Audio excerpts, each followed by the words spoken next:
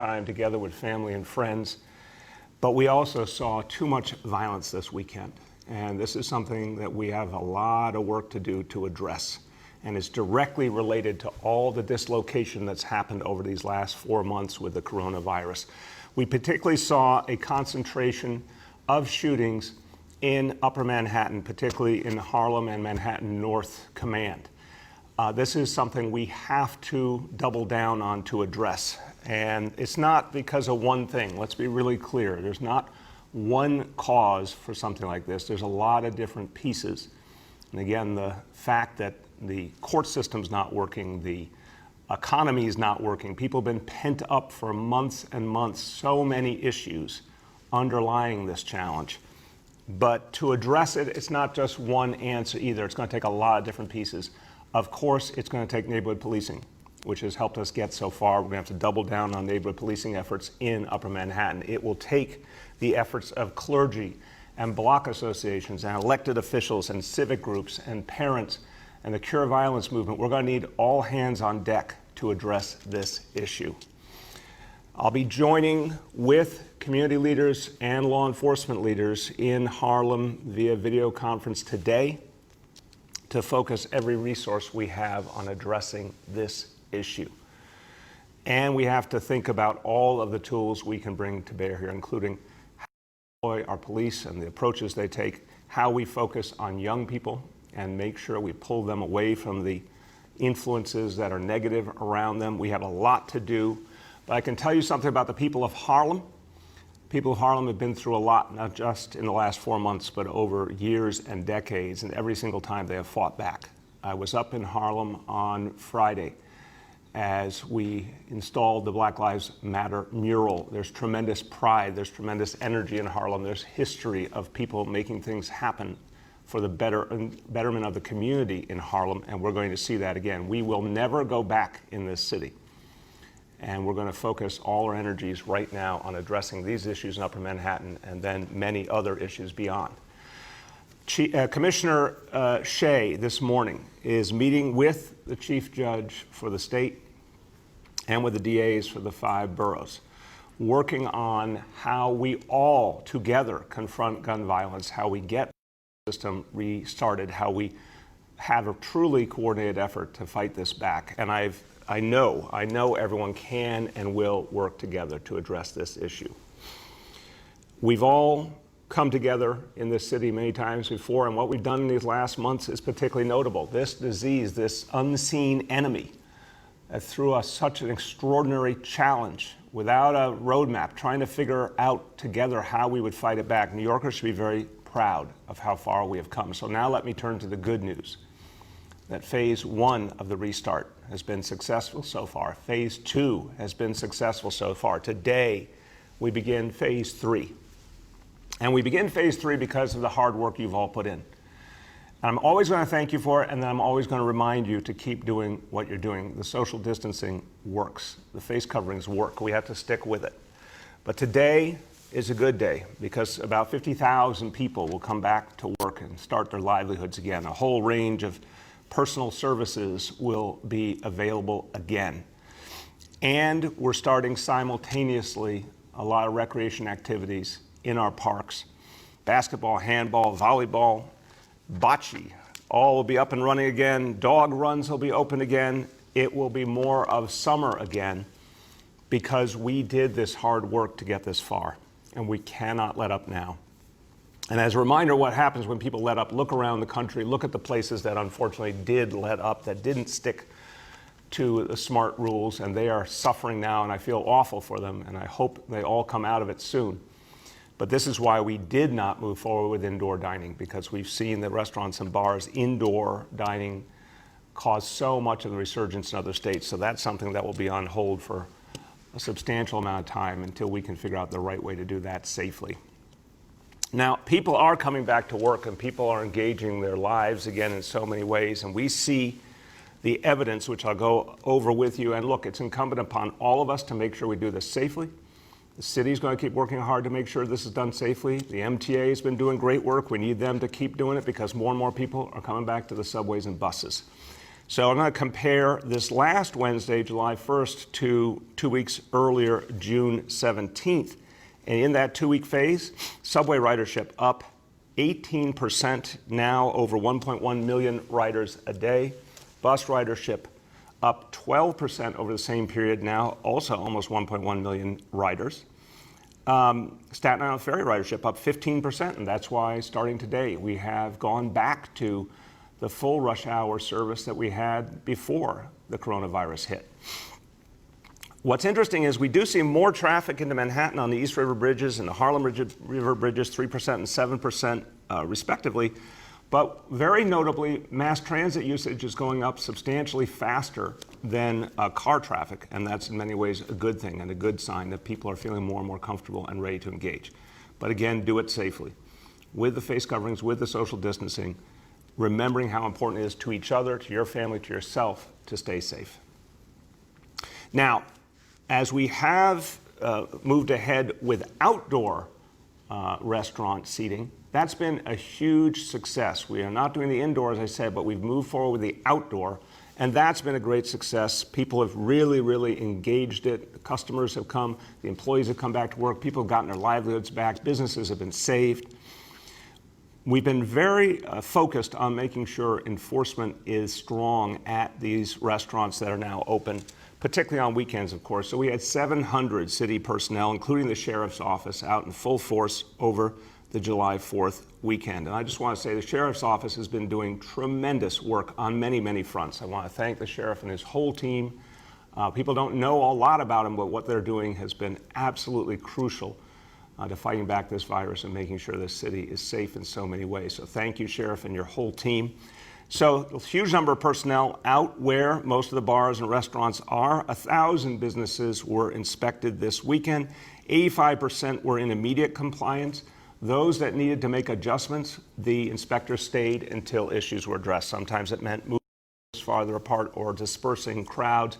This is going to be the model from this point on, a huge number of personnel out addressing issues. But what we see is overwhelmingly both the restaurant owners and the customers are doing the right thing. Sometimes people need some help, sometimes they need some reminders, but overwhelmingly we're seeing people are doing the right thing. Now, the restaurants outdoors, I said, huge success. Over 7,000 restaurants now have the outdoor seating under the open restaurant program. We are going to continue to work with those restaurants to make sure they are able to do a great job for their customers, but also stay safe.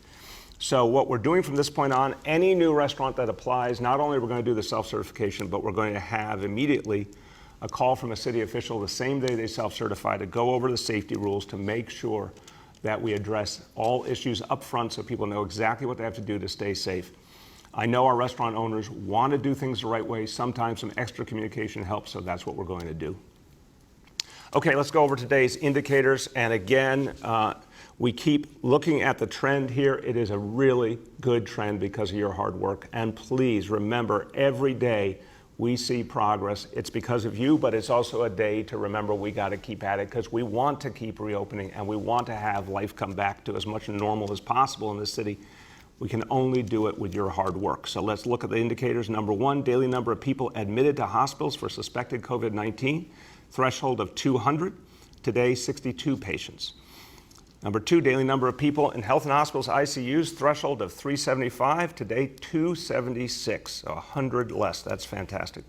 And most importantly, percentage of people testing citywide positive for COVID-19, threshold of 15%, and today the lowest we have ever seen, 1%. So that's fantastic. Just to give you a little bit of extra appreciation for what you've all achieved, at the height of this crisis, we had 850 people admitted to the hospital for suspected COVID-19 in a single day. Compare that to the 62 we're reporting today. At the height, we had 71% testing positive. Compare that to 1% today. A lot to be proud of. A few words in Spanish. Llegar a la fase 3 quiere decir que hay más neoyorquinos que de nuevo pueden ganarse la vida. Lo hemos logrado juntos. En lo que abrimos a la ciudad de nuevo, nos tenemos que mantener seguros. tenemos que estar seguros de que nuestros negocios y nuestra gente sepan las reglas. Vamos a mantener nuestra ciudad segura y vamos a trabajar juntos para enfrentar y detener la violencia. With that, turn to our colleagues in the media, and please let me know the name and outlet of each journalist. Hi all. Just a reminder that on the phone today we have Commissioner Doris, Chief Monahan, Sheriff Facito, and Senior Advisor Dr. Varma. With that, I will start with Rich from WCBS 880. Hi there, Mr. Mayor. Hey, Rich, how you doing? How was your weekend? Well, it was terrific, actually, great. I didn't burn the hamburgers. So there you go. I'm proud of you, Rich. So listen, I did want to ask about the shootings and how serious you see it, and also if Chief Monahan can chime in about what he sees as the cause of this uptick, if you will. Yeah, Rich, it's a very serious situation. And I've been talking about it for weeks now. We've been seeing some troubling signs we have to address very aggressively and with the whole community. So there's no question that as we're getting into warmer and warmer weather, and we're feeling the effects of people being cooped up for months, and the economy obviously has not restarted to anywhere the extent we need it to. So there's a lot less for people to do. We have a real problem here. And I think profoundly the fact that our court system is not functioning and needs to function again underlies all of this. We've got to get things back into gear. It's time to do it. So we've got a huge problem. We take it very seriously. We also have the NYPD, which has proven itself time and time again to be able to take on really difficult challenges, even compared to just a few years ago. You saw even worse realities in this city. So the NYPD has taken on those challenges, come up with new strategies, deployed personnel in a really smart fashion, and they're going to do it again. But the other thing I'd say as we turn to the chief is it has to be with the full participation of the community, and that's what I'm going to be working on today with leaders of the Harlem community. We need everyone to be part of the solution. Chief? Hey, good morning. Thanks, Rich. Listen, we look at it, as the mayor said, this is a lot of different things going on. It's a combination of things, bail reform, COVID releases from prison, court shutdown, which has Rikers at half of where they were last year with the population. You know, I've said this before, the animosity towards police out there is tremendous. You know, just about everyone we deal with is looking to fight a police officer when we go to make an arrest. It is so vital that we get our communities coming together, supporting our cops, speaking up for the police officers that are out there. And morale is low. You're looking at a lot of the rhetoric that's going out there, which is being done by a small minority of people, when the vast majority do support our police. And it's important that we reach out to our communities through neighborhood policing and get them on our side. Let them know how they want their neighborhoods policed. We have heavy quality of life issues throughout this city. We need to deal with our communities and see how they want us to deal with it. A lot of these quality life issues are what led us to be able to reduce crime by addressing these quality of life issues. So we need to know from the communities how they want their neighborhoods policed. And again, we mentioned this insane diaphragm law that the city council passed. It has our cops hesitant to enforce some of these quality of life issues. They are afraid if they're making an arrest, that if their knee goes on the back of someone that they are fighting their life for, that they could be prosecuted, that's a problem. It makes our cops take that step back. It's only effective to New York City police officers and peace officers. It doesn't affect any other law enforcement agency within this city. It is something that really has to be dealt with if we want to be able to move past this. So it's a big issue to our cops. It's something that has to be dealt with. It's unacceptable, the amount of violence that we had this weekend. It is something that we have to deal with the guns that are on the street and figure out new ways to get them as they're walking out on the streets and make those arrests. Go ahead, Rich. So I'm just going a different topic now. You know, the idea of excluding people from states where, COVID is very high. Are there any real moves to enforce that? In other words, is there anything that the NYPD is doing, the Port Authority Police, or is this all sort of a theory at this point?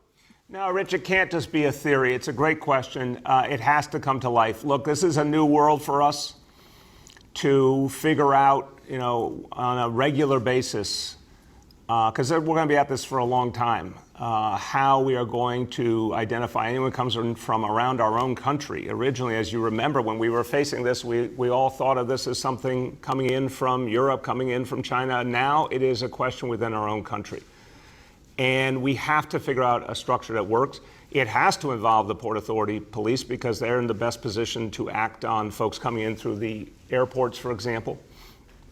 But what I think would work, and we're going to work with the state on this, is to get from the state the names and contact information of anyone who comes in from one of the states with the biggest problems, and then use our test and trace core to follow up with them the same day and make sure they understand the rules of quarantine, make sure they have everything they need to stay safe and keep everyone else safe. So, no, this has to come alive, and we're working on right now how to make it like a regular process that works every day. Next, we have Shant from the Daily News. Good morning, everyone. I just wanted to drill in a little more on the claims that the chokehold bill, and if I'm hearing correctly, bail reform, have anything to do with the weekend crime spike. I guess for one, are there any suspects or arrestees who may have been out on bail who otherwise wouldn't have been, or maybe the Chief of Department Monahan thinks should have been on Rikers? And also, can someone spell out what the chokehold bill would have to do with the spate of shootings? I mean, how much of a hindrance is that? How does that directly spark, the shootings that happened on the weekend? Yeah, thank you, Sean. Look, I think we're talking about a couple of different things simultaneously here. I think, from my point of view, the most central issue, what's happening over this last weekend, is the fact that the court system is not functioning. That when our police effectuate an arrest, they don't have the same follow-through they're used to seeing from the court system. Again, that's why Commissioner Shea is working on that issue as we speak right now. We've got to get the court system up and running. We've got to get the DAs doing their work so that we can address folks who are violent in communities and are causing harm to their neighbors. I think that's the most central issue here on top of everything else, all the other dislocations that have occurred with the coronavirus. We can get you whatever information we have on what has happened as a result of the other issues that have affected the equation. But I think what's happened this weekend is for the biggest causes, which is the impact of the coronavirus. We all, regardless of what the root cause is in each case, we have to fight it back. And we are where we are now is a question of using all our resources as a city, working with communities to fight it back, and get the help we need from the other levels of government to really turn the corner here. Go ahead, Sean.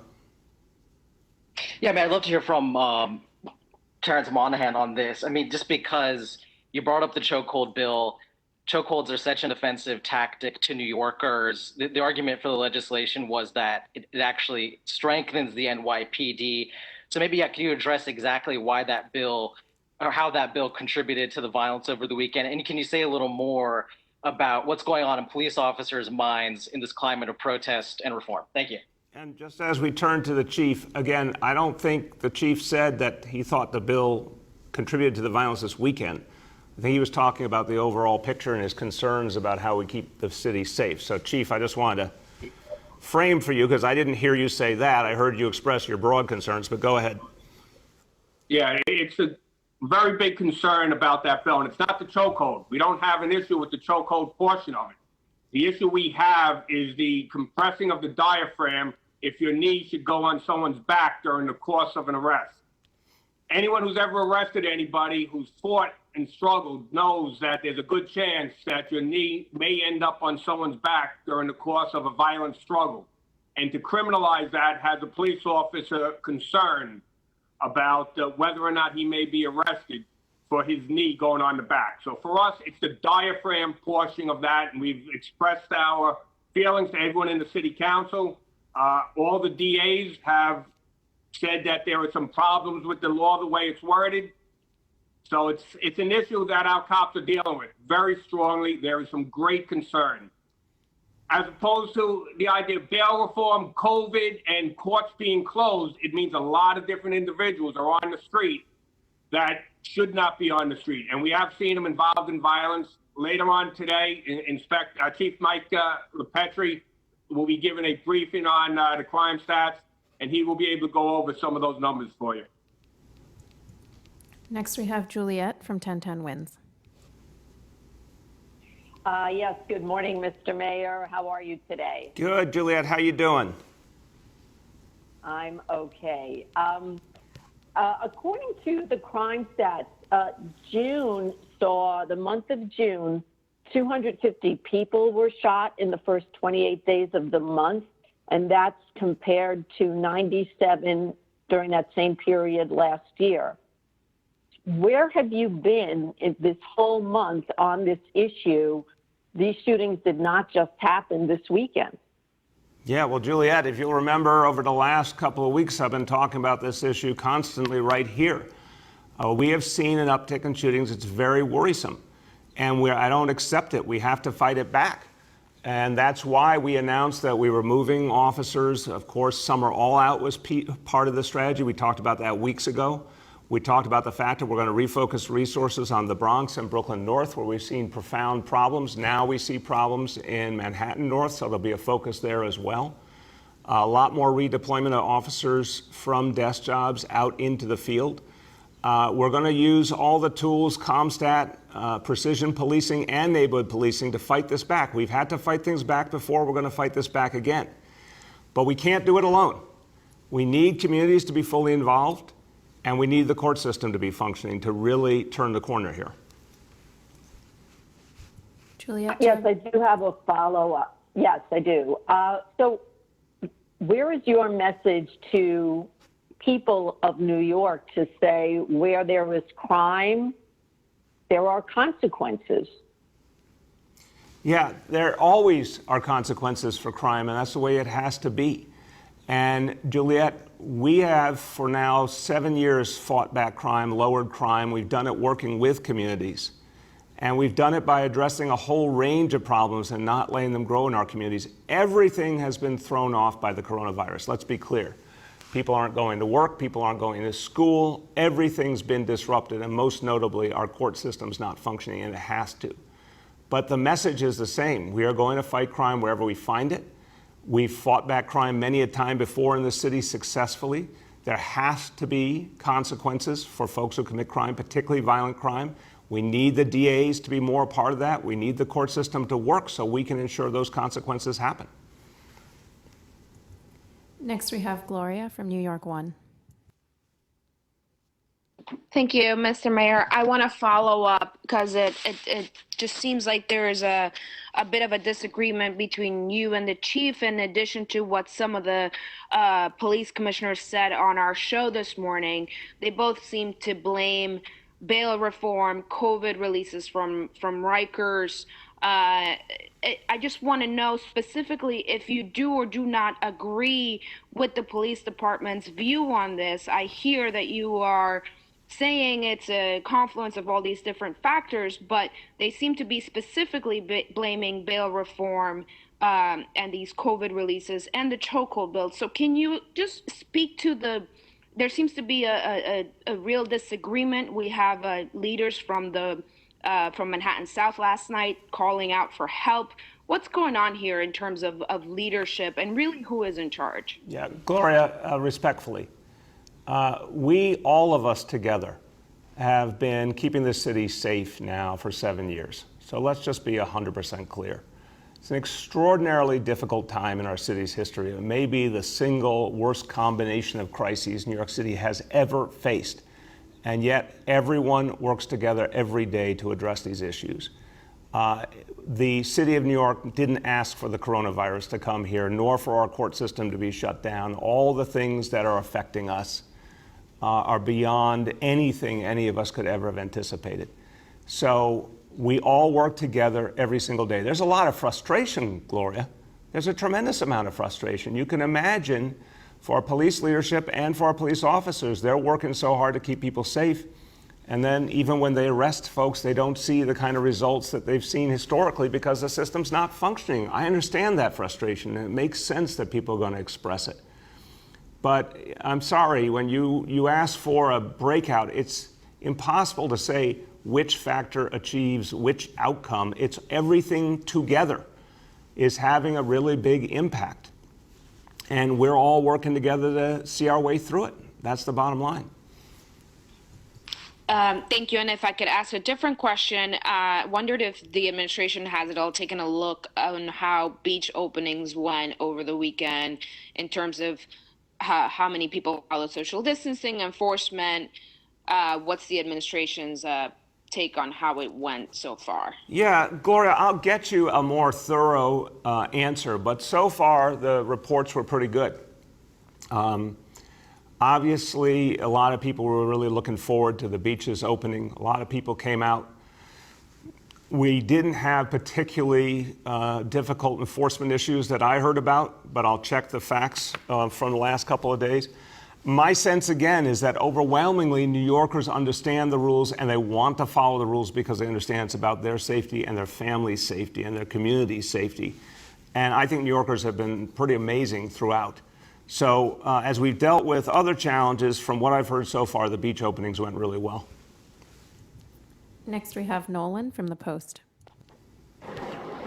Hey, everybody, can you hear me? Yeah, Nolan, how you doing? I'm well, Mr. Mayor. As lots of people have asked you about already, this has been the most violent June that we've seen in a good long while. Shootings are up more than 50% for the year. Murders are up by more than a quarter. You, again today, have pinned the uptick on the shutdown of the court system in large part. And I have this question from reporters at the Shack. They say there is still no detailed plan for tackling the surge. And then secondly, the police department has attributed a good chunk of this violence to reoffenders who were released from Rikers on COVID, on sort of COVID-related releases. How many of those people have been arrested?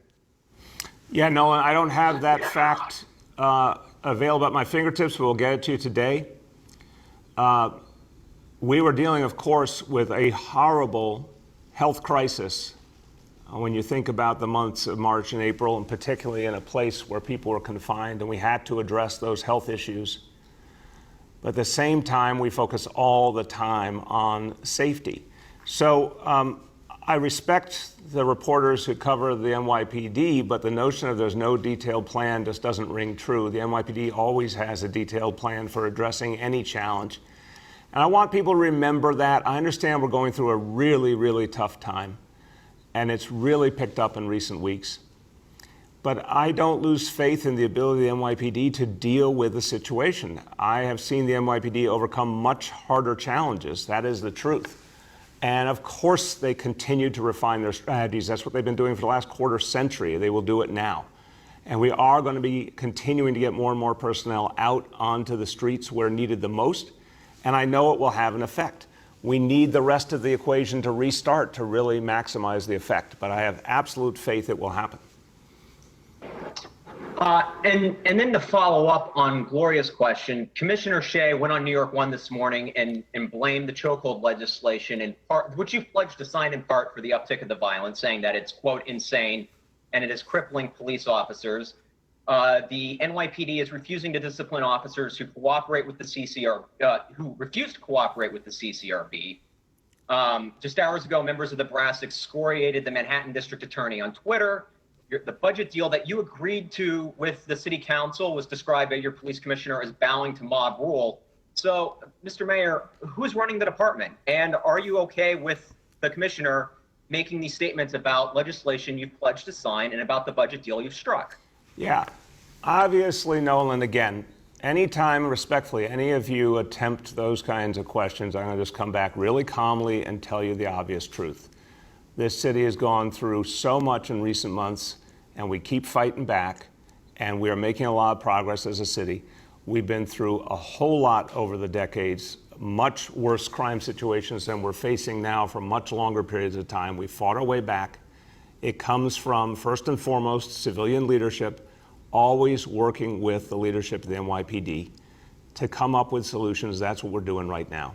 So we constantly not only talk, we figure out plans together. That doesn't mean we agree on everything. And I respect that sometimes people need to express their frustrations because they're deep frustrations. They're working so hard to try and keep people safe. and they feel there's some real challenges they're up against.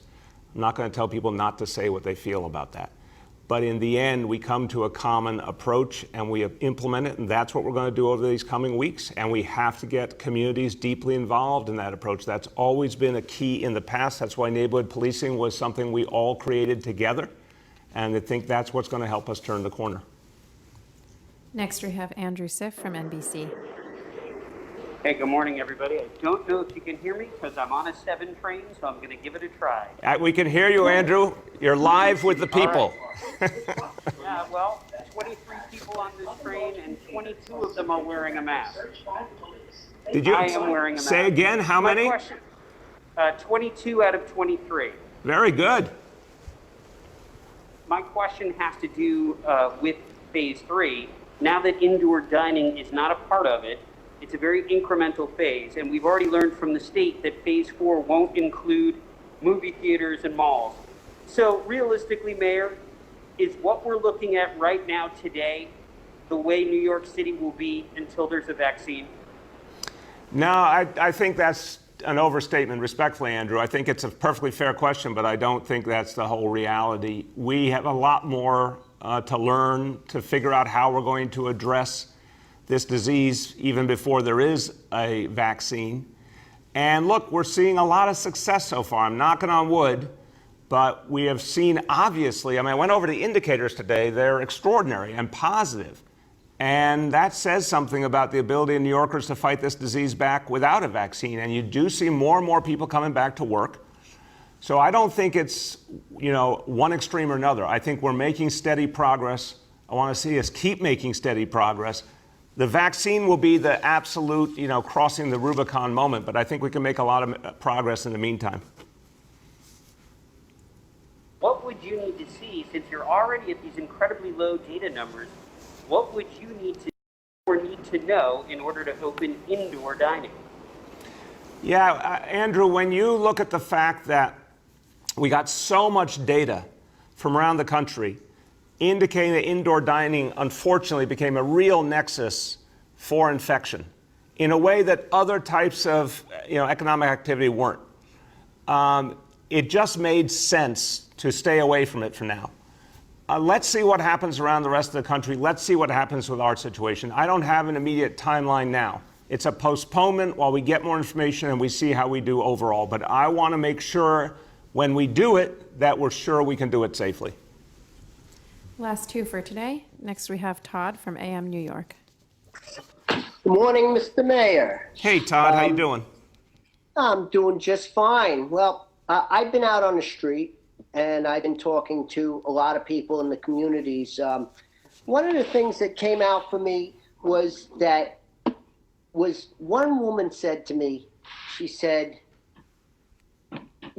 everybody's been locked up for a long time, the COVID thing, they're angry, they have no job, they have no school, and then you mix in the Rikers people who are in that community, and you add in people who are not getting arrested, or they're getting arrested and getting released. And she said to me, you know what?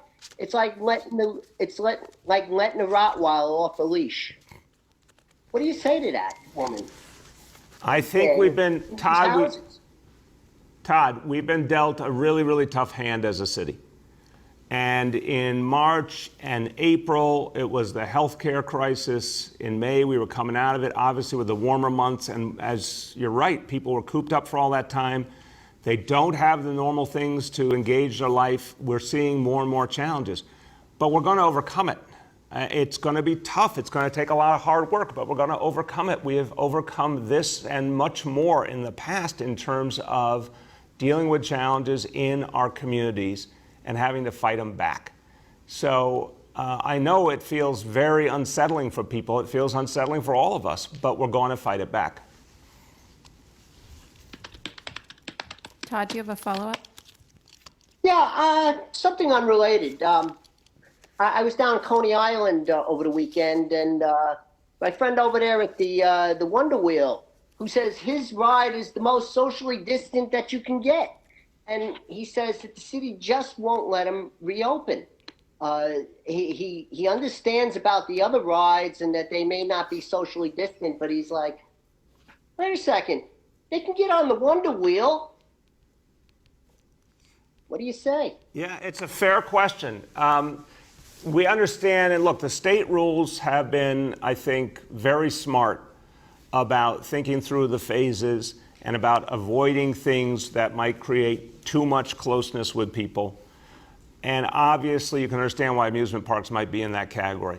But he makes a good point that the Wonder Wheel is different and certain pieces of it are different. And so we need to look at the whole thing. So that's a very fair point. And I love Coney Island deeply, and I want to see people there continue to do all the things they've done and keep Coney Island alive. So we'll pursue that with the state to see if there's some way to find appropriate balance and see what can and cannot open. Last one for today. We have Jeff Mays from the New York Times.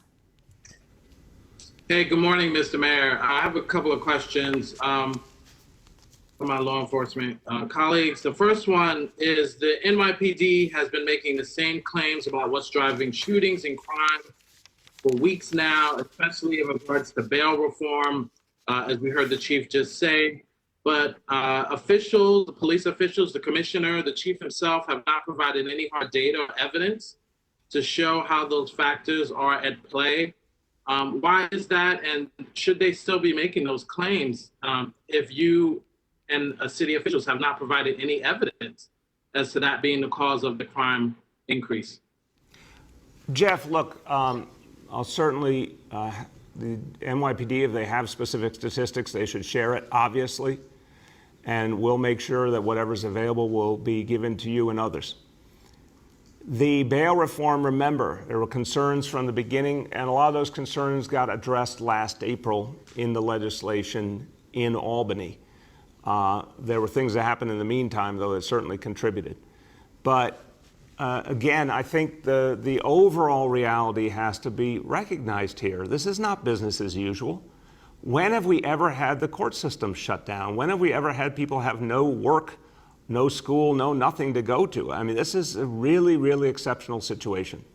So in terms of trying to pull the pieces together, I don't know how much you can say, well, this piece happened for this reason, this piece happened for another reason. Whatever statistics we have, we'll provide. But I think there's also the reality that people are unsettled by all the dislocation. I think our officers are feeling the effects of so many things happening around them. And I think what the chief said was important. We got to rebond the relationship between our officers and our communities. That's what neighborhood policing was doing all the way up to the coronavirus. And we've got to get back to that. It worked. We've got to do it again. We've got to deepen it. And this question also, if the chief could address it as well, shooting clearances have fallen almost half, and in Brooklyn Say again, I couldn't hear your beginning. I'm sorry, shooting clearances have fallen by half, and in parts of Brooklyn, it's as low as 10%. And at the same time, shootings have been increasing each of the last 10 weeks. And there's some concern from officials about whether police are conducting a slowdown and whether the NYPD is not doing as much as they normally do because they want to show that they are necessary and sort of address some of the criticisms they've been receiving in this past week. I'm wondering if yourself and the chief can respond to that. I'll start and turn to the chief. Jeff, first of all, I know our officers are out there doing the hard work, and I know they're out there getting criminals off the streets and guns off the streets, but again, against a backdrop where there isn't enough follow-through by the rest of the system. And I know it's hard. Let me hasten to say, for everyone in the court system, the DA's office, they're dealing with a lot of challenges too. But we've all got to work it through together, which is exactly what Commissioner Shea is doing as we speak now, trying to figure out what's going to get this whole thing restarted energetically, because it has to, particularly as our healthcare situation's gotten better. So I want to say, if any one of us were an officer out there doing the work and then not seeing the follow-through, that's a real challenge. But I still see our officers doing the hard work every single day. Go ahead, Chief. Absolutely not. Our guys are not slowing down. The investigations are moving along, and it takes time. A shooting investigation, a homicide investigation doesn't happen overnight. As the year progresses, you see that number of arrests, clearance rate go higher and higher as the year goes on into next year, because we never stop investigating a shooting. We have numerous individuals who we are ready to indict on shootings that we are waiting for the court system to open up so we can present the evidence to a grand jury. So that has slowed us down on getting some of the clearances. But absolutely, our detectives are out there each and every day working on these shootings, making arrests. We have quite a few individuals we've identified that we are in the process of finding right now to bring to justice. Thank you, Chief. So let me conclude today. Very simple message. We will not go back when it comes to our healthcare reality, the coronavirus. We will not go back. We went through the worst in the nation in March, in April. We fought our way from that to now being a place that people all over the country are looking to as the example of how to deal with this disease. We're going to stick to what has worked. We will not go back. We will not go back when it comes to crime. We're going through a rough patch, there's no doubt. We're going to have to fight it back. But I remember what things were like in this town in the 1990s. I remember how hard it was to fight our way back and become the safest big city in America. We're going to keep that title. We're going to work with communities, police and community together. We're going to fight it back. We will not go back. And that's the work we will do together in New York City. Thanks very much, everyone.